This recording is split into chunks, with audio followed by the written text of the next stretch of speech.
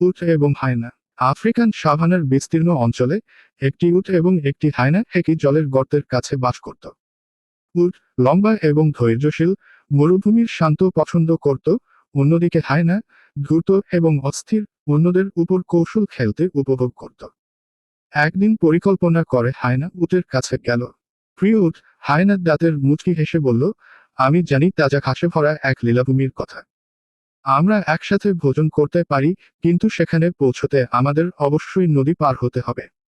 উট শেয়ার করার জন্য সবসময় খোলা এবং কৌতূহলী, সম্মত হয়। দ্রুত নদী পার হওয়ার সময় উটটি হায়নাকে পিঠে নিয়ে রওনা হলো দুজনে। ওপারে পৌঁছে হায়নার প্রতিশ্রুতি মতো সবুজ মাছ দেখতে পেল। উট প্রতিটি কামড়ের স্বাদ গ্রহণ করে ঘাসের উপর ঝাঁকুনি দিতে শুরু করে। হায়না অবশ্য দুষ্টু ছিল। খাওয়ার পরিবর্তে এটি জোরে জোরে হাসতে শুরু করে এবং চিৎকার করে, শান্তিতে ব্যাঘাত ঘটায়। আপনি এমন শব্দ করছেন কেন?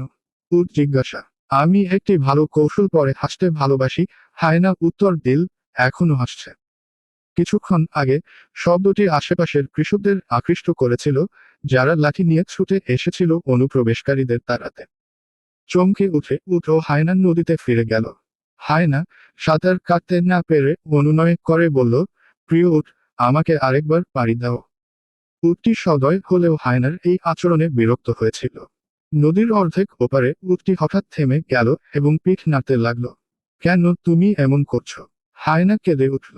উটটি শান্তভাবে বলল, তুমি যেভাবে খাওয়ার পর হাসো, আমি নদীর মাঝখানে নাচছি। হায়না একটি স্প্ল্যাশের সাথে পানিতে পড়েছিল, এবং যদিও এটি তীরে ফিরে যেতে সক্ষম হয়েছিল, এটি একটি মূল্যবান পাঠ শিখেছিল। সেই দিন থেকে হায়না কৌশল খেলার আগে দুবার ভেবেছিল, বিশেষত যারা এটিকে সাহায্য করেছিল তাদের বিষয়ে।